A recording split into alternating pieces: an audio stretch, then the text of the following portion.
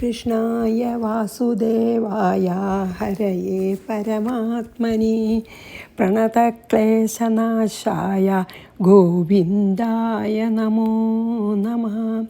ശ്രീകൃഷ്ണാർപ്പണമസ്തു. സർവത്ര ഗോവിന്ദനാമ സങ്കീർത്തനം. ഗോവിന്ദ ഗോവിന്ദ. ഗുരുവായൂരപ്പ ശരണം. നമ്മൾ 26 ചെയ്തു. അപ്പോൾ അതിൽ പറഞ്ഞത് എന്താ വെച്ചാൽ, എന്ത് സാധനം സൃഷ്ടിക്കപ്പെട്ടോ അതിന് നാശമുണ്ട്. അതാണ് പ്രകൃതിയിലത്തെ നിയമം. അപ്പോൾ ഒഴിച്ചുകൂടാൻ പാടില്ലാത്ത ആ പ്രകൃതി നിയമത്തിന് നമുക്ക് ആർക്കും മാറ്റാനും പറ്റില്ല. അങ്ങനെയുള്ള ഒരു സൊല്യൂഷൻ ഇല്ലാത്ത പ്രോബ്ലമാണ്. ഒന്നും ചെയ്യാൻ പറ്റില്ല ആർക്കും. അങ്ങനത്തെ ഒരു കാര്യത്തിന് ഇതിനെ പറ്റിയിട്ട് വെറുതെ ദുഃഖിച്ചിട്ട് എന്താ കാര്യം? ദുഃഖിച്ചാലും ദുഃഖിച്ചില്ലെങ്കിലും അത് സംഭവിക്കും. അത് നാശമാണ്. പക്ഷേ അതേതിൽ നിന്ന് ഉത്ഭവിക്കുന്നു അതിനൊരിക്കലും നാശമില്ല. അപ്പം നമ്മളെ ഈ ദുഃഖത്തിനൊക്കെ കാരണം നമ്മുടെ മനസ്സിൽ പൊന്തി മറയണ ചിന്തകളാണ്. അപ്പം ആ ചിന്തകളെയൊക്കെ മാറ്റൂ. എന്നിട്ട് ചിന്തകളെ ആത്മാവിലേക്ക് അല്ലെങ്കിൽ എന്നിലേക്ക് നയിക്കൂ. അപ്പോൾ എല്ലാ വിഷമവും മാറും. ഇത് ദുഃഖിച്ചിട്ട് കാര്യമില്ല എന്നാണ്. ഇതന്നെയാണ് കഠോപനിഷത്തിലും അഷ്ടാവകർ ഗീതയിലും ഒക്കെ ഇതന്നെ പറയുന്നുണ്ട് കേട്ടോ.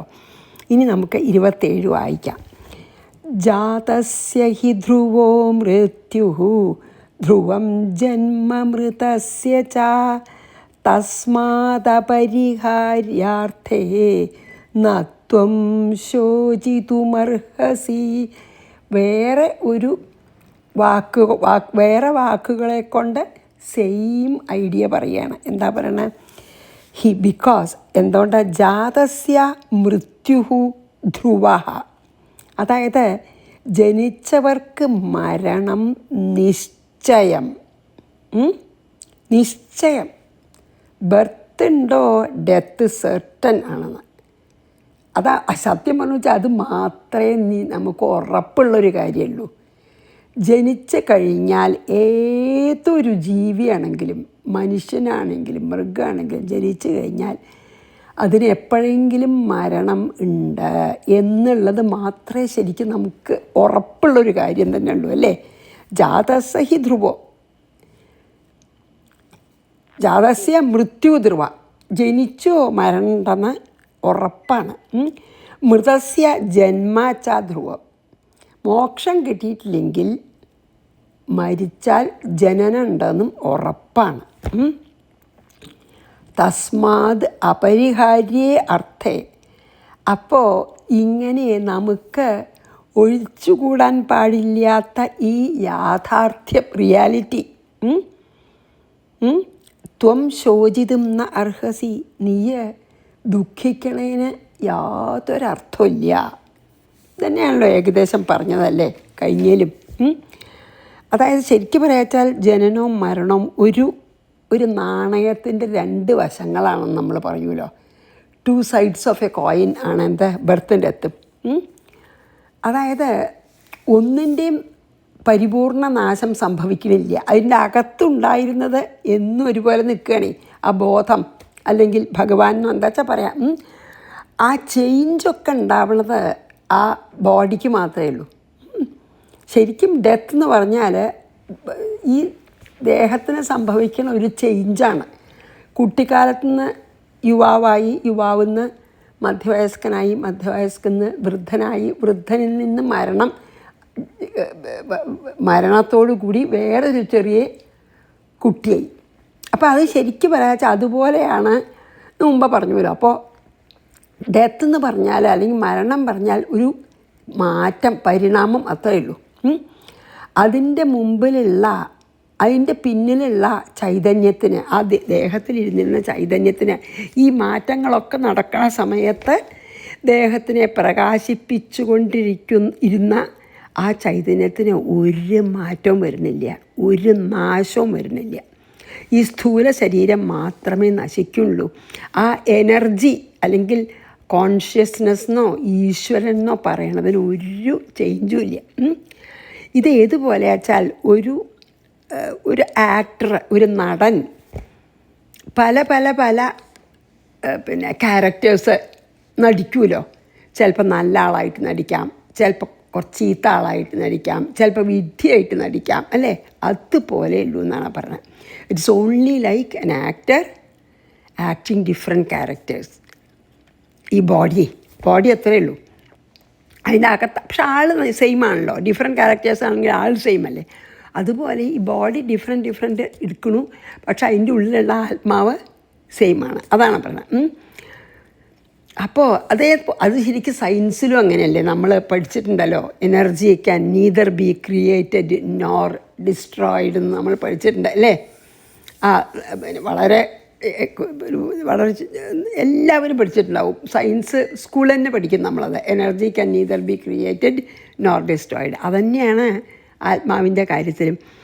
അതുകൊണ്ട് ഭീഷ്മരുടെയും ദ്രോണരുടെയും കൃപരുടെയും ബാക്കി എല്ലാ ശത്രുക്കളുടെയും ഒക്കെ ദേഹത്തിന് മാത്രമേ നാശം സംഭവിക്കുള്ളൂ എന്നാണ് ഇതിൽ പറഞ്ഞത് കേട്ടോ.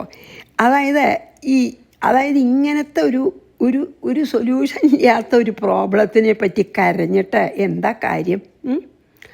ഈ നമ്മുടെ ജീവിതം അനവധി ജീവിതം ഉള്ള ഒരു പുസ്തകത്തിൽ ഒരു ചാപ്റ്ററാണ് ഈ ഒരു ജീവിതം. നമുക്ക് ഇപ്പോൾ കിട്ടിയിട്ടുള്ള ഈ ജീവിതം ഉണ്ടല്ലോ, ഈ ശരീരം കൊണ്ട്, ഈ ജീവിതം അനവധി ചാപ്റ്ററുള്ള ഒരു വലിയ പുസ്തകത്തിൻ്റെ ഒരു ചാപ്റ്ററാണ്. അപ്പോൾ അങ്ങനെ വിചാരിച്ച് അടുത്ത ചാപ്റ്ററിലേക്ക് പോവേ വേണ്ടൂ എന്നാണ് പറയണത്. ഒരു പ്രോബ്ലം നമുക്ക് സോൾവ് ചെയ്യാൻ പറ്റില്ല വെച്ചാൽ പിന്നെ അതിനെ ആക്സെപ്റ്റ് ചെയ്യുക, അല്ലെങ്കിൽ അതാണ് അങ്ങനെയാണ് എന്നെടുക്കുക. അതാണല്ലേ പറ്റുള്ളൂ നമുക്ക്. അതിനെപ്പറ്റി ദുഃഖിച്ചിട്ടോ അതിനെപ്പറ്റി ചിന്തിച്ചിട്ടോ ഒന്നും കാര്യമില്ല. ലെറ്റ് ഗോ എന്ന് വെക്കണം എന്നാണ് പറയണത്. നമുക്ക് ജന്മം മരണം അർജുന ഒഴിച്ചുകൂടാൻ പാടില്ലാത്തതാണ്. ഇതാണ് അത് ഒഴിവാക്കാനാണ് എന്നെ അറിയൂ എന്ന് ഞാൻ പറയണത്, അല്ലെങ്കിൽ ആത്മാവിനെ അറിയൂ എന്ന് ഞാൻ പറയണത്. അപ്പോൾ പിന്നെ ഞാൻ എൻ്റെ ജീവിതത്തിൽ തന്നെ അത് കാണിച്ചിട്ടുണ്ട്. ശരിയല്ലേ? അത് ഇതിൽ പറഞ്ഞിട്ടില്ല, പക്ഷെ ശരിയല്ലേ? കൃഷ്ണൻ അത്ഭുതമല്ലേ? ജനിച്ച ഉടനെ യശോദരെ അടുത്തേക്ക് പോയി.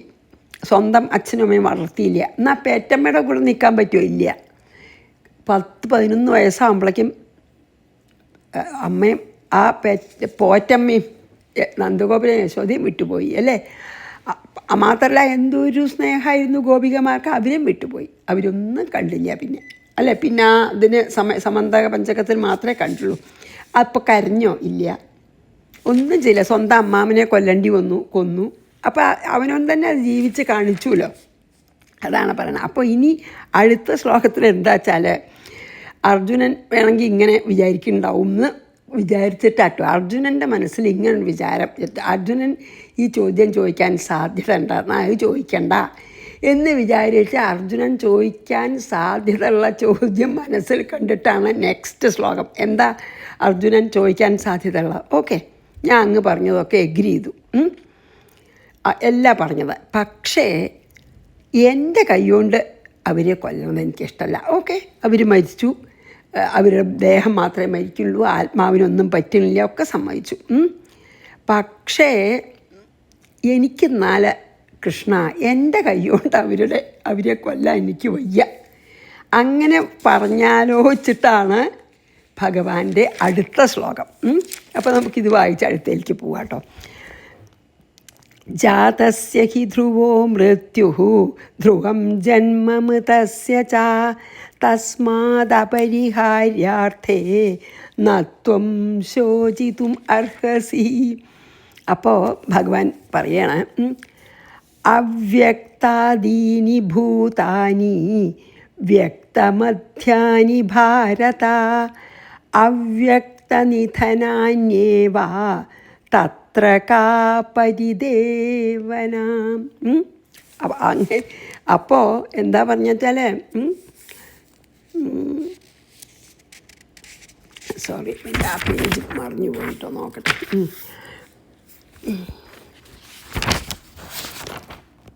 ഓക്കെ, കാ പരിദേവന, അതെ, കിട്ടി. തത്ര കാ പരിദേവന. അപ്പോൾ നമുക്ക് അർത്ഥം നോക്കാം.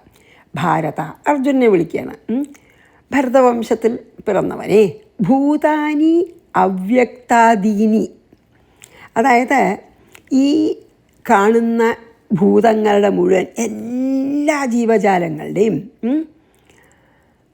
ഈ എല്ലാ ജീവജാലങ്ങളും ഭൂതാനി അവ്യക്താദീനി ചേണ്ട ഈ കാണുന്ന ജീവജാലങ്ങളുടെ ഒന്നും ബിഗിനിങ് ആദ്യം എന്താണെന്നുള്ളത് വ്യക്തമല്ല, അവ്യക്തമാണ്.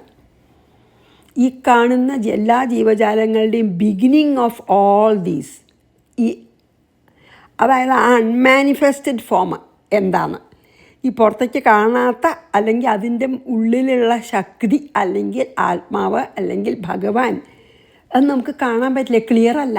എന്തുണ്ട് അല്ലെങ്കിൽ ഇപ്പോൾ ജീവൻ പോയാൽ പിന്നെ കഴിഞ്ഞുല്ലോ അല്ലേ. ഇപ്പോൾ ഒരാൾ നടക്കുന്നുണ്ട്, അപ്പോൾ ആ ആളെ നടത്തുന്ന ചൈതന്യം അവ്യക്തമാണ്. അതായത് ഈ ആളുടെ അൺമാനിഫെസ്റ്റഡ് ഫോം എന്ന് നമ്മൾ പറയുമല്ലോ, അതായത് നമുക്ക് കാണാൻ പറ്റാത്ത ആ ഒരു ശക്തിയാണത്, അവ്യക്താധീനിയാണ്. പിന്നെയോ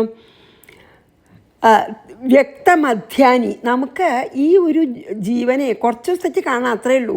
അത് ആ സ്ഥൂല ശരീരം ജനിച്ചാൽ നമുക്ക് കാണാൻ പറ്റും, എന്നിട്ട് അത് മരിക്കണ വരെ കുറച്ച് കാലം കാണാം. അത് കഴിഞ്ഞ് മരിച്ചാലും നമുക്ക് എവിടെ പോയി ആ ശരീരത്തിനെ ചൈതന്യവത്താക്കിയിരുന്ന ആ ശക്തി എവിടെ പോയി എന്ന് നമുക്കറിയില്ല. ജീവിച്ചിരിക്കുമ്പോഴും കാണില്ല അകത്ത്, പക്ഷേ ആൾ നടക്കുകയൊക്കെ ചെയ്യില്ല, മാനിഫെസ്റ്റഡ് ഫോം കാണാം.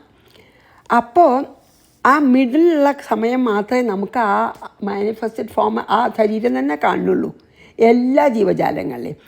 അവ്യക്ത നിധനാനി ഏവ ഓൾസോ അതന്നെ അതിൻ്റെ അകത്ത് ആ കുറച്ച് നേരത്തേക്ക് നമുക്ക് ആ മാനിഫെസ്റ്റഡ് ഫോം കാണാം. അതായത് ആ ഒരു ശരീരം എടുത്തുല്ലോ ആ പരമാത്മ ചൈതന്യം, ആ എടുത്ത ശരീരം നമുക്ക് കുറച്ച് കാലത്തേക്ക് കാണാം. അതായത് ജനിച്ച ഉടനെ തൊട്ട് മരിക്കണ വരെ ഒരു മിഡിൽ ടൈം കാണാം. പക്ഷെ ജനിക്കണതിൻ്റെ മുമ്പേയും ഈ ശരീരം നമുക്ക് എന്താണെന്നറിയില്ല. ഈ സ്ഥൂല ശരീരം മരിച്ചു കഴിഞ്ഞാലും സ്ഥൂല ശരീരം നമ്മൾ ദഹിപ്പിക്കും ഇല്ലേ, പിന്നെ എന്താ ഉണ്ടാവണമെന്ന് അറിയില്ല. അതുപോലെ തന്നെയാണ് അതിൻ്റെ പിന്നിൽ അതിനെ ചൈതന്യവത്താക്കിയിരിക്കുന്ന ആ പരമാത്മ ചൈതന്യത്തിനെ പറ്റിയും നമുക്ക് ഐഡിയ ക്ലിയർ അല്ല. അവ്യക്ത നിധനാനി ഏവ, എന്താണ് സോഴ്സ് അല്ലെങ്കിൽ എന്താണ് പിന്നിലുള്ളത്, ഏതാണ് ശക്തി, അതും അവ്യക്തമാണ്. തത്ര പരിദേവന കാഹ, പിന്നെ ഈ കരയണന് എന്താ അർത്ഥം, നശിക്കണില്ല എന്ന് പറയുകയാണെ. അതായത് ഇൻക്ലൂഡിങ് സൂര്യനും ചന്ദ്രനും നക്ഷത്രങ്ങളും ഒക്കെ ഉണ്ടാവുന്നുണ്ട്. ഈ ലോകം നിലനിൽക്കുന്നിടത്തോളം കാലം ഉണ്ട്, അത് കഴിഞ്ഞില്ല. അതൊക്കെ എവിടുന്ന് വന്നു, ഏതിൽ നിൽക്കുന്നു, എന്തിനെങ്കിലും നിൽക്കണമല്ലോ, ഒരു ആധാരം വേണമല്ലോ, ഒരു ബേസ് വേണമല്ലോ, എന്തെങ്കിലും ഉണ്ടായിട്ടുണ്ടാവണം. അത് ആ ഏതിന്നുണ്ടായി, ഏതിൽ ബേസ് ഇത് നിൽക്കുന്നു, ഇനി നശിച്ചാൽ എങ്ങോട്ട് പോകുന്നു, ഒന്നും ആർക്കും അറിയില്ല. നമുക്ക് ആ കാണുന്ന സമയത്ത് മാത്രം അറിയാം, മിഡിൽ പാർട്ട് മാത്രമേ നമുക്കറിയുള്ളൂ.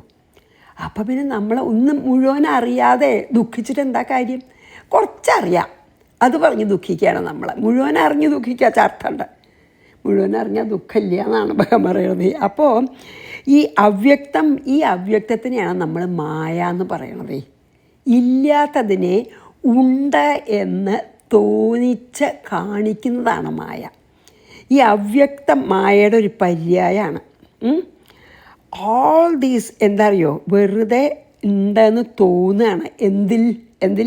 എന്തിലാണ് തോന്നണത്, പരമാത്മാവിൽ അല്ലെങ്കിൽ പരമാത്മ ചൈതന്യത്തിൽ അല്ലെങ്കിൽ ഭഗവാനിലെന്ന് പറയാം.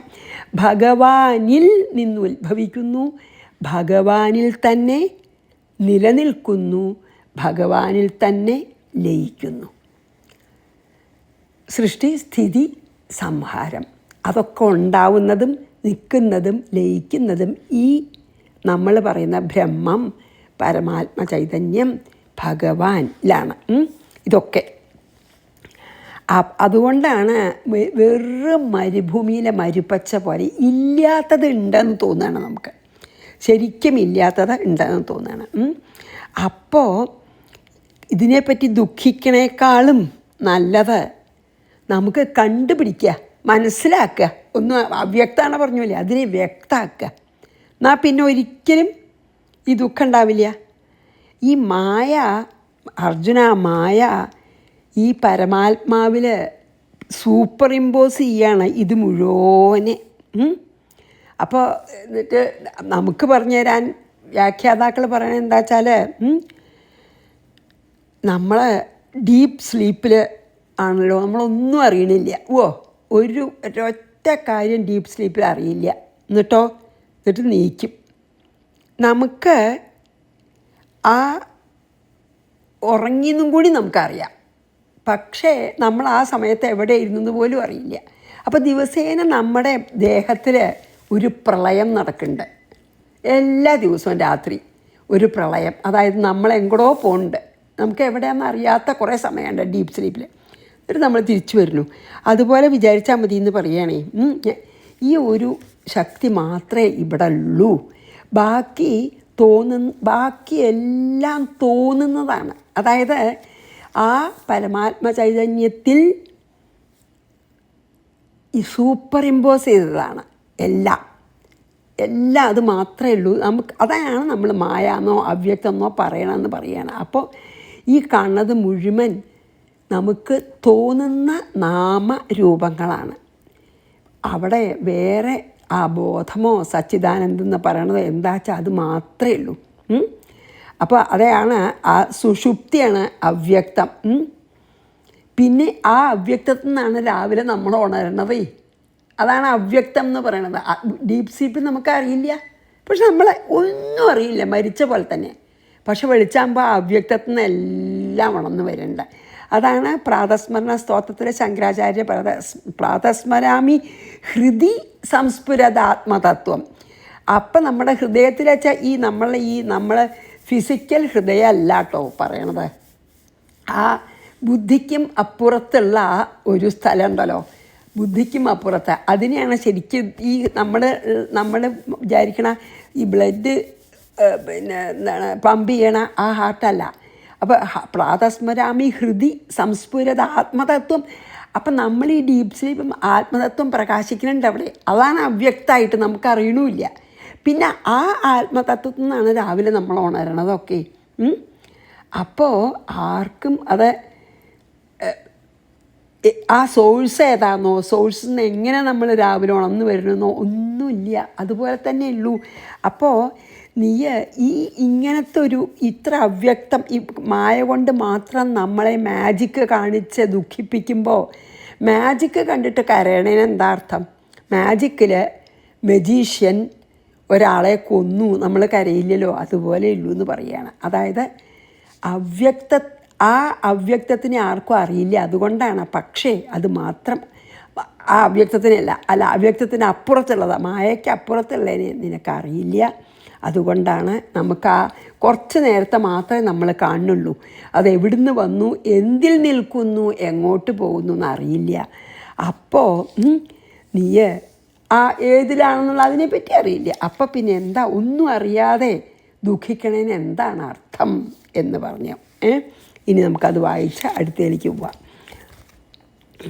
അവ്യക്താദീനി ഭൂതാനി വ്യക്തമധ്യാനി ഭാരത.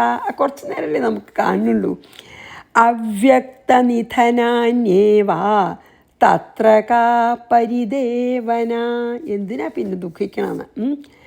ഇനി അടുത്ത ശ്ലോകം. ആശ്ചര്യവത് പശ്യതി കശ്ചിദേനമാശ്ചര്യവത് വദതി തഥൈവ ചാന്യഃ ആശ്ചര്യവച്ചൈനമന്യാം ശൃണോതി ശ്രുത്വാപ്യേനം ന വേദ ന ചൈവ കശ്ചിത്. അപ്പോൾ നമുക്ക് അടുത്തത് പിന്നെ 29 അല്ലേ, നോക്കട്ടെ. അതെ 29. ആശ്ചര്യവത് പശ്യതി കശ്ചിദേന ആശ്ചര്യവത് വദതി തഥൈവ ചാന്യഃ ആശ്ചര്യവത് ചൈതമന്യന്നല്ലേ, ആശ്ചര്യവത് ചൈതമന്യഃ ശൃണോതി ശ്രുത്വാപ്യേനം വേദ ന ചൈവ കശ്ചിത്. ഓക്കെ, അപ്പം നമുക്ക് അതിൻ്റെ അർത്ഥം നോക്കാം. കശ്ചിത് ആരെങ്കിലും, സമ്മൺ എന്ന് പറയാം, ആരെങ്കിലും. ഏനം ആശ്ചര്യവത് പശ്യതി, വളരെ ദുർലഭം ആണ് ആ ചൈതന്യത്തിനെ, ഇതിൻ്റെ പിന്നിലുള്ള ചൈതന്യത്തിനെ കാണാൻ സാധിക്കുന്നവർ. ഓർ അഥവാ അത് കണ്ടാൽ തഥ ഏവ അന്യഹ, അല്ല സോറി, അതായത് ഇത് കണ്ടാൽ ഏനം ആശ്ചര്യവത് പശ്യതി, അത്ഭുതത്തോടു കൂടിയിട്ട് നോക്കും. തഥ ഏവ അന്യ, വേറൊരാൾ ആശ്ചര്യവത് വദതീച്ച, നല്ല ആശ്ചര്യകരാണേ എന്ന് പറയും, വളരെ അത്ഭുതമായിട്ടുള്ളതാണ് എന്ന് പറയും വേറൊരാൾ. അന്യഹ ഏനം ആശ്ചര്യവത് ശൃണോതി, വേറൊരാൾ ഇത് വളരെ ആശ്ചര്യകരമാണെന്ന് കേൾക്കും, പലരും പറയണതേ, അത് അത്ഭുതപ്പെടുന്നിട്ട്. കശ്ചിത് യെറ്റ്, വേറെ ഒരാൾ, യെറ്റ് അനദർ പേഴ്സൺ, എന്താ, ഏനം ശ്രുത്വ അപി ന ഏവ വേദാച്ച, ചിലർ ഇത് കേട്ടാലും മനസ്സിലാവാത്തോണ്ട് അത്ഭുതം ഉണ്ടാവുന്നില്ല, എന്താണെന്ന് മനസ്സിലാവുന്നില്ല. ഇതിപ്പോൾ 4 തരത്തിലുള്ള ആൾക്കാരെ പറ്റി പറയുകയാണ്. എന്താ അറിയോ, ഈ നമ്മൾ പറഞ്ഞ ആ പരമാത്മ ചൈതന്യത്തിനെ ശരിക്കും മനസ്സിലാക്കുന്നവർ അല്ലെങ്കിൽ കാണുന്നവർ വളരെ റെയറാണ്. നമുക്കറിയാലോ, 1 in million 1 in 10 മില്യനൊക്കെയാണ് ജ്ഞാനം ഉദിക്കണമെന്നൊക്കെ പറയുക. 1 in million ഞാൻ വായിച്ചിട്ടുണ്ട്. പിന്നെ പല ദിക്കിലും 1 in 10 മില്യനാണ് ശരിക്കും ജ്ഞാനം ഉദിച്ച് ആ ജ്ഞാനം ആ 4th സ്റ്റേജിൽ എപ്പോഴും എക്സിസ്റ്റ് ചെയ്യുക, അതായത് abiding in the self all the time. അങ്ങനെയുള്ളവരൊക്കെ 1 in million എന്ന് കൂട്ടുക, എന്നാൽ തന്നെ അത്രയേ ഉള്ളൂ എന്നർത്ഥം. 10 million ആണെങ്കിൽ അത്രയില്ല. അപ്പോൾ അതാണ് അതിൽ പറയണത്. അങ്ങനെ ആ പരമാത്മ ചൈതന്യത്തിനെ അല്ലെങ്കിൽ ഭഗവാനെ ശരിക്കും മനസ്സിലാക്കി കാണുന്നവർ അത്ര റെയറാണ്. ചിലർ കേൾക്കും, അല്ലെങ്കിൽ ഇപ്പോൾ നോക്കൂ, നമ്മളിതിലൊക്കെ വായിക്കുമ്പോൾ ഓ അത്ഭുതകരാണേ എന്ന് ചിലർ പറയും, വായിച്ചിട്ട് മനസ്സിലാക്കിയിട്ട്. അവർ കണ്ടിട്ടില്ലെങ്കിലും വായിച്ചിട്ട് അത്ഭുതമാണേ എന്ന് പറയും ചിലർ. ചിലർ അതുമല്ല കേട്ടോ, റിയലൈസ്ഡ് ആയിട്ടുള്ള ആൾക്കാരും അതിന് വന്ന് പറയും. റിയലൈസേഷൻ കിട്ടിയവരും ഇങ്ങനെ അത്ഭുതകരാണെന്ന് പറയും. അത് കേട്ടിട്ട് വേറെ വല്ലവരോടും അത്ഭുതകരാന്ന് പറയാം. എന്നുവെച്ചാൽ അവർക്കതിൻ്റെ ആ ഫീലിംഗ് വരുന്നുണ്ട്, വലിയ അത്ഭുതം തന്നെ തോന്നുന്നുണ്ട്, വെച്ചാൽ കുറച്ച് അറിവുണ്ട്. വേറെ ചിലർ അത് അത്ഭുതത്തോടുകൂടി കേൾക്കും. പിന്നെയോ വേറെ ചിലർ കേൾക്കുകയൊക്കെ ചെയ്യും, പക്ഷെ ഒന്നും മനസ്സിലാവില്ല. അങ്ങനെ പല പല പല തരത്തിലാണ്. അതായത് സാധാരണ ആൾക്കാർക്ക് ഈ പ്രപഞ്ചം കണ്ടാൽ അതിനെ ഒന്നും പ്രത്യേകിച്ചൊന്നും ഇത് they take it for granted പറയില്ലേ, അങ്ങനെയാണ് രാവിലെ സൂര്യ ഉദിച്ചു അത്രയേ ഉള്ളൂ. ചിലരതിനെപ്പറ്റി ആലോചിക്കുമല്ലോ, എന്നിട്ട് കുറച്ച് വായിക്കുക, അല്ലെങ്കിൽ വല്ലവരും പറയണത് അറിയണുള്ളവർ പറയണത് കേൾക്കുക, അപ്പോൾ അവർക്ക് അത്ഭുതം. അപ്പോൾ പലതരത്തിലെ ആൾക്കാരെ, ചിലർ just take it for granted and leave, കുടിക്കുക, തിന്നുക, സന്തോഷിക്കുക, ദുഃഖിക്കുക, അങ്ങനെ പോവും ചിലർ, അല്ലേ? അതാണ്. അപ്പോൾ ചിലർക്കിപ്പോൾ എത്ര പ്രാവശ്യം കേട്ടാലും മനസ്സിലാവില്ല, എന്നാലും കുറച്ചൊരു ആഗ്രഹമൊക്കെ ഉണ്ടെന്ന് പറയാം. അതിൻ്റെ തത്വം മനസ്സിലാവാത്തവർ അങ്ങനെയുണ്ട്. അങ്ങനെ എന്നും ഇപ്പം അത്ര സെൽഫ് റിയലൈസേഷൻ വന്നവർക്കല്ലാത്തവർക്കൊക്കെ, ശരിക്കും ജ്ഞാനം ഉദിച്ചവർക്കല്ലാത്തവർക്കൊക്കെ ഈ പ്രപഞ്ചം ഒരു അത്ഭുത പ്രതിഭാസം, ഒരു ഫിനോമിനൻ, എന്താ വണ്ടർഫുൾ ഫിനോമിനാണ്. ഓൾമോസ്റ്റ് എല്ലാവർക്കും എന്ന് പറയാം, അല്ലേ? അത്ര കുറച്ച് ആൾക്കെ പറഞ്ഞില്ലേ, റെയറാണെന്ന് പറഞ്ഞില്ലേ, അത് അറിയണവർക്ക് അവർക്ക് അത്ഭുതം ഒന്നും ഉണ്ടാവില്ല. കാരണം അവർക്ക് എന്താണ് അതിൻ്റെ സത്യം മനസ്സിലായാൽ ഇതൊക്കെ വെറും ഇല്യൂഷനാണെന്ന് മനസ്സിലായിട്ടിരിക്കുകയാണ്. അല്ലാത്തവർക്ക് മുഴുവൻ ഈ പ്രപഞ്ചം ഒരു അത്ഭുതം തന്നെയാണ്. അത്ഭുത പ്രതിഭാസം എന്ന് മലയാളത്തിൽ പറയാം, ഒരു വണ്ടർഫുൾ ഫിനോമിനാണ്. അങ്ങനെ ഒന്നും അറിയാത്ത കാര്യത്തിനെ പറ്റിയിട്ട്, അറിയാത്തതിനെ പറ്റി ദുഃഖിച്ചിട്ട് എന്താ കാര്യം? അറിയിച്ചു തരക്കിടില്ല. അറിഞ്ഞു എനിക്ക് സ്ഥിരം നഷ്ടപ്പെട്ടു, അത് മുഴുവൻ, അങ്ങനെയുള്ള ആൾക്കാർ, ഇതിപ്പോൾ നിനക്കൊന്നും അറിയില്ലല്ലോ, അറിയാണ്ട് ദുഃഖിക്കണ്ട. അപ്പോൾ പലപ്പോഴും അത്ഭുതം തന്നെ അങ്ങനെയാണ്. നമുക്ക് അത്ഭുതമാവണത് തന്നെ പലപ്പോഴും, ഇപ്പോൾ ഈ കേസിലും അങ്ങനെ തന്നെയാണ്. അത്ഭുതമാവണത് ശരിക്കും അജ്ഞാനം കൊണ്ടാണ്. അങ്ങനെയാണോ, ശരിക്കും സത്യം മനസ്സിലായ ആൾക്ക് അത്ഭുതമേ ഇല്ല. ഈ ലോകത്തിൽ നടക്കണതൊന്നും അത്ഭുതമില്ല. ഒരു കഥ ഉണ്ടല്ലോ, സ്വാമി രാമയുടെ ഒരു കഥ ഉണ്ട്. അദ്ദേഹം പ്രഭാഷണം ചെയ്യുന്ന സമയത്തെ അമേരിക്കയിൽ വെച്ചിട്ട് തന്നെയാണെന്നാണ് പറഞ്ഞത്. അതൊന്നാ ഓർമ്മ എൻ്റെ. എന്തായാലും ഇപ്പോൾ എവിടെ വെച്ചിട്ടാണെങ്കിലും ഡസൻ മാറ്റർ. പ്രഭാഷണം ചെയ്യുന്ന സമയത്ത് ഒരാൾ ഒരു കഷ്ണം കടലാസിൽ എന്തോ എഴുതിയിട്ട് കൊടുക്കും സ്റ്റേജിൽ. സ്വാമി രാമ അത് വായിച്ചിട്ട് അത് മടക്കി വെച്ചിട്ട് പ്രഭാഷണം തുടരും. അപ്പോൾ പ്രഭാഷണം കഴിഞ്ഞപ്പോൾ ആരോ ചോദിച്ചു, അങ്ങ് പ്രഭാഷണം നടത്തുമ്പോൾ ആരോ ഒരു കടലാസിൽ എന്തോന്ന് എഴുതി കൊടുക്കുന്നു. അപ്പോൾ ക്വസ്റ്റ്യൻ ചിലപ്പോൾ അങ്ങനെ ഉണ്ടല്ലോ, ക്വസ്റ്റ്യൻ ചോദിക്കുക, അത് പറയണം. ഇത് കഴിഞ്ഞാൽ ഇപ്പോൾ ഈ വിചാരിച്ച പ്രഭാഷണം കഴിഞ്ഞാൽ ഞങ്ങൾക്ക് കുറച്ച് ക്വസ്റ്റ്യൻസ് ഉണ്ട്, അപ്പം ആൾക്കാർ ക്വസ്റ്റ്യൻസ് കൊടുക്കുക, അങ്ങനെയൊക്കെ പതിവുണ്ടല്ലോ. അങ്ങനെയാവുമെന്ന് വിചാരിച്ചിട്ടുണ്ടാവും ഇയാൾ. എന്തായാലും എന്താണ് അങ്ങക്ക് ആരോ ഒരാൾ ഒരു കടലാസിൽ എന്തോ എഴുതി കൊണ്ടു തന്നില്ലേ, അതെന്തായിരുന്നു ചോദിച്ചു ഒരാൾ പ്രഭാഷണം കഴിഞ്ഞപ്പോഴേ. അപ്പോൾ സ്വാമിരാമൻ പറഞ്ഞു, എനിക്കൊരു മകൻ ഉണ്ടായിരുന്നു, ആ മകൻ മരിച്ചു എന്നാണ് അതിൽ പറഞ്ഞത് എന്ന് പറഞ്ഞു. അപ്പോൾ എല്ലാവർക്കും ഭയങ്കര അത്ഭുതമായി. ഇങ്ങനെ ഒന്നും സംഭവിക്കാത്ത മട്ടിൽ പ്രഭാഷണം തുടർന്നു. അപ്പോൾ അദ്ദേഹം പറഞ്ഞു, ജനിച്ചാൽ മരണം ഉറപ്പല്ലേ, അതിപ്പോൾ ഞാൻ ദുഃഖിച്ചിട്ട് എന്താ കാര്യം? ഇപ്പോൾ പിന്നെ ഐസിന് തണുപ്പുണ്ട്, അത് അതിൻ്റെ പ്രകൃതിയാണ് അല്ലേ. തീയിന് ചൂടുണ്ട്, അത് മാറാൻ പോണില്ല. ജനിച്ചാൽ മരണമുണ്ട്, തീയിന് ചൂടുണ്ട്, പൂവിന് വാസന ഉണ്ട്,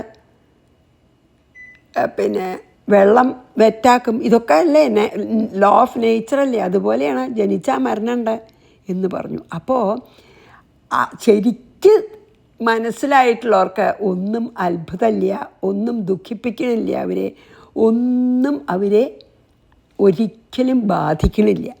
അല്ലാത്തവർക്കാണ് സ്വതേ അത്ഭുതം എന്നുള്ള ആ വികാരം തന്നെ ശരിക്കന്നെ അജ്ഞാനത്തിൻ്റെ ഒരു ലക്ഷണമാണെന്ന് പറയൂലോ അല്ലേ. ലാക്ക് ഓഫ് നോളജാണ് ഈ സർപ്രൈസ് തന്നെ. അതെ, അറിയില്ലല്ലോ, അതുകൊണ്ടാണ്. അപ്പോഴും മുഴുവൻ അറിയില്ല, അറിഞ്ഞാൽ പിന്നെ സർപ്രൈസ് പോയി, അങ്ങനെയല്ലേ.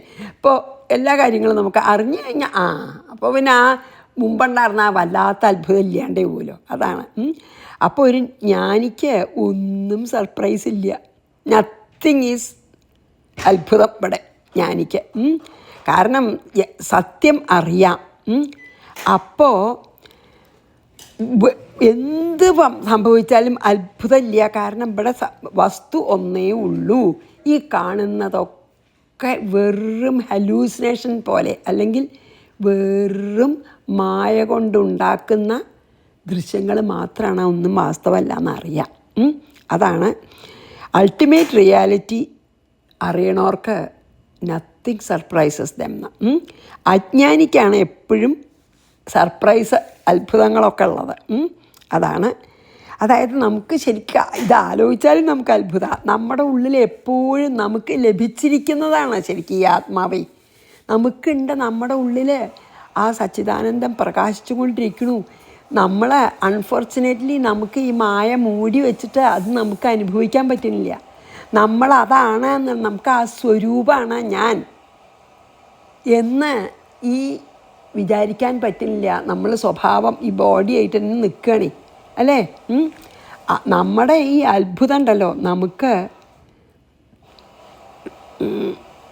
പക്ഷെ ഒന്നുണ്ട്, നമുക്ക് ഒരു റിയലൈസ്ഡ് യോഗിയെ അല്ലെങ്കിൽ ആത്മസാക്ഷാത്കാരം ലഭിച്ചൊരു യോഗിയെ കാണുമ്പോൾ നമുക്ക് അത്ഭുതം ഉണ്ടെങ്കിൽ അറ്റ്ലീസ്റ്റ് നമ്മൾ അതിന് ട്രൈ ചെയ്യും ഇല്ലേ. അപ്പോൾ അതൊരു നമുക്കൊരു മുമുക്ഷുവിന് ഹെൽപ്ഫുള്ളാണത്. അല്ലെങ്കിൽ ഈ അത്ഭുതം നമുക്ക് ഭക്തി ഉണ്ടാക്കിയിട്ട് ആ ആളെ എത്തിയ സ്ഥലത്ത് എനിക്കും എത്തണം എന്നുള്ളൊരു ആഗ്രഹം നമ്മൾ ജനിപ്പിക്കാം. അപ്പോൾ അത് നമ്മൾക്ക് ആ പാത്തിൽ പോവാനും അവരനുഭവിക്കുന്ന ആ സച്ചിദാനന്ദം എപ്പോഴുമുള്ള ആ ഇറ്റേണൽ ബ്ലിസ് എനിക്കും വേണം എന്നുള്ളൊരാഗ്രഹമൊക്കെ ഉണ്ടാവാമല്ലോ. അപ്പോൾ ഭഗവാൻ തന്നെ പറഞ്ഞിട്ടുണ്ട്, ഞാനിപ്പോൾ പറയണത് എനിക്ക് വേറൊരു സമയത്ത് പറയാൻ പറ്റില്ല എന്ന് ഭഗവാൻ പറയേണ്ടത്രേ. That he cannot recollect and repeat everything he told. ഇപ്പം ഞാൻ പറയണത് മുഴുവൻ ഞാൻ പിന്നെ ആദ്യം പറഞ്ഞു എന്ന് വരില്ല എന്ന് ഭഗവാൻ പറയുന്നുള്ളത്. അപ്പോൾ പിന്നെ എന്താണ് എനിവേ നൗ പിന്നെ ഇപ്പം ഇതിന് ഉദാഹരണം എന്താ അറിയോ നോക്കൂ, ചിലരൊക്കെ എത്ര കേട്ടാലും മനസ്സിലാവില്ല എന്നുള്ളത് ധൃതരാഷ്ട്രം തന്നെയാണ്.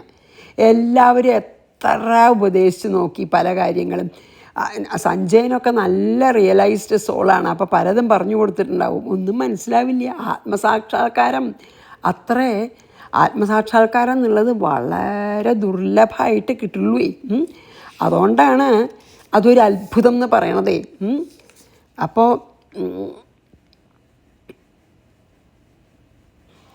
അതെ. അതായത് വേറൊരു കാര്യം കൊണ്ട് ഈ ശ്ലോകം തന്നെ 2 തരത്തിൽ പറയാം. ഈ ശ്ലോകം ഒരജ്ഞാനി നോക്കുകയാണെങ്കിൽ എന്താ, അജ്ഞാനിക്ക് ഒന്നും എല്ലാം അത്ഭുതമേ ഉള്ളൂ, കാരണം ഒന്നും അറിയില്ല. അപ്പോൾ പരമാത്മാവ് ഉണ്ടെന്ന് പോലും അജ്ഞാനിക്ക് വിചാരിക്കാൻ പറ്റുന്നില്ല. അപ്പോൾ അജ്ഞാനി അത്ഭുതത്തോടു കൂടെ നോക്കുക. മനസ്സിലായില്ല. പിന്നെ കുറച്ച് ബുദ്ധിയുള്ള ആളാണ് അജ്ഞാനിച്ചാൽ അത് അത്ഭുതമാവുമെങ്കിലും ചെയ്യും അല്ലേ, അല്ലെങ്കിൽ അതുമില്ല. എന്നാൽ ജ്ഞാനിക്കാണ് ഇതന്നെ ഈ ശ്ലോകം ജ്ഞാനിക്ക് അപ്ലൈ ചെയ്താലോ, ജ്ഞാനിക്ക് ഒരിക്കലും അത്ഭുതമില്ല. അപ്പോൾ ശരിക്കും ഇതൊരു നല്ല രസമാട്ടോ. അജ്ഞാനിക്ക് അപ്ലൈ ചെയ്തു ഈ ശ്ലോകം ചോട്ടെ, അജ്ഞാനിക്കൊക്കെ അത്ഭുതമാണ്, കാരണം ഒന്നും അറിയില്ല. ഇപ്പം നമുക്ക് അങ്ങനെ ഉണ്ടല്ലോ, നല്ല നാട്ടിൻപുറത്ത് വളർന്ന ഒരാളൊക്കെ ഒരു സിറ്റിയിൽ പോയാൽ, ഞാൻ തന്നെ അങ്ങനെ നല്ല നാട്ടിൻപുറത്ത് വളർന്നതായിരുന്നു. എനിക്ക് പുറം ലോകത്തേക്ക് പോയപ്പോൾ ഒക്കെ അത്ഭുതമായിരുന്നു. അതിപ്പോൾ അജ്ഞാനി ഓക്കെ ഒന്നും അറിയില്ല, അതുകൊണ്ട് എല്ലാ അത്ഭുതം. അപ്പോൾ ഈ ശ്ലോകം അജ്ഞാനിക്ക് അപ്ലൈ ചെയ്താൽ അജ്ഞാനിക്ക് എല്ലാം അത്ഭുതം കേട്ടോ. ഇതെല്ലാം അറിയണ ആൾക്കോ ജ്ഞാനിക്കോ ഒരിക്കലും അത്ഭുതമേ ഇല്ല, എല്ലാം അറിയാം. പിന്നെ എവിടെ അത്ഭുതം അല്ലേ? അപ്പോൾ എനിക്കത് വളരെ ഇഷ്ടപ്പെട്ടു. അജ്ഞാനിക്ക് അപ്ലൈ ചെയ്യുമ്പോഴും ജ്ഞാനിക്ക് അപ്ലൈ ചെയ്യുമ്പോഴും ആ വ്യത്യാസമേ, അജ്ഞാനിക്ക് എല്ലാ അത്ഭുതം. അപ്പം ഞാൻ എന്നെ തന്നെ ആലോചിച്ചു, കാരണം ഓരോ കാര്യങ്ങളും നാട്ടിൻപുറത്തുനിന്ന് ആദ്യമായിട്ട് പുറത്ത് പോകുമ്പോൾ എല്ലാ അത്ഭുതമാണ്, എല്ലാ അത്ഭുതം. പറയാൻ തുടങ്ങിയപ്പോൾ ഞാൻ ഗീതയുടെ ഇതിൽ പറയണില്ല, അത്ര അത്ഭുതങ്ങൾ ഉണ്ടായിട്ടുണ്ട്. ബാക്കി പലർക്കും അത്ഭുതം അല്ലാത്തതേ. അപ്പം അജ്ഞാനം കൊണ്ടുള്ള അത്ഭുതമാണ് അത്. പക്ഷേ ഒരു ജ്ഞാനിക്ക് ഒന്നും തന്നെ അത്ഭുതമില്ല. അത്ഭുതമാവാൻ തക്കണം ഇവിടെ ഒന്നുമില്ല, കാരണം ആകെ വസ്തു ഒന്നേ ഉള്ളൂ, അത് ഞാൻ തന്നെയാണ്. ഞാൻ അതിൽ തന്നെ വർത്തിക്കണു, പിന്നെന്താ രണ്ടാമതൊന്നുമില്ല. എവിടെ അത്ഭുതത്തിന് പിന്നെ സ്ഥാനം? അപ്പോൾ അത് നമ്മൾ ഈ ശ്ലോകത്തിൽ രസമായിട്ട് മനസ്സിലാക്കാം. അജ്ഞാനിക്ക് എല്ലാ അത്ഭുതം, ജ്ഞാനിക്കൊന്നും അത്ഭുതമല്ല. അല്ലെങ്കിൽ ജ്ഞാനിക്ക് വേണമെങ്കിൽ ഒരത്ഭുതമാവാം. എന്താ അറിയോ, അയ്യോ ഇവരിങ്ങനെ ആവശ്യമില്ലാതെ ദുഃഖിക്കുകയും കരയുകയും സന്തോഷിക്കുകയും ഒക്കെ ചെയ്യണം, ഇതൊന്നും റിയലല്ലോ എന്ന് വേണമെങ്കിൽ അത്ഭുതപ്പെടാത്ത തന്നെ ഉള്ളൂ. അതാണിപ്പോൾ ഭഗവാൻ അതാണ് പറയണത് അല്ലേ, അജ്ഞാനം കൊണ്ടാണ് ദുഃഖം എന്നല്ലേ പറഞ്ഞത്. അപ്പോൾ അതെനിക്ക് വളരെ ഇൻട്രസ്റ്റിംഗ് ആയിട്ട് തോന്നി അത് വായിച്ചപ്പോൾ. ഐ തിങ്ക് അത് രംഗനാഥാനന്ദ സ്വാമിയുടേതാണോ ഞാൻ വായിച്ചത്, എനിക്ക് ഓർമ്മയില്ല. എന്തായാലും അത് ജ്ഞാനിക്കും അപ്ലൈ ചെയ്യുമ്പോൾ വളരെ ഡിഫറൻ്റാണ്. അപ്പം ഞാൻ ഇവിടെ നിർത്താം. ശ്രീകൃഷ്ണാർപ്പണമസ്തു. സർവത്ര ഗോവിന്ദനാമ സങ്കീർത്തനം. ഗോവിന്ദ ഗോവിന്ദ. ഗുരുവായൂരപ്പാ ശരണം. സമസ്താപരാധം ക്ഷമസ്വമേ.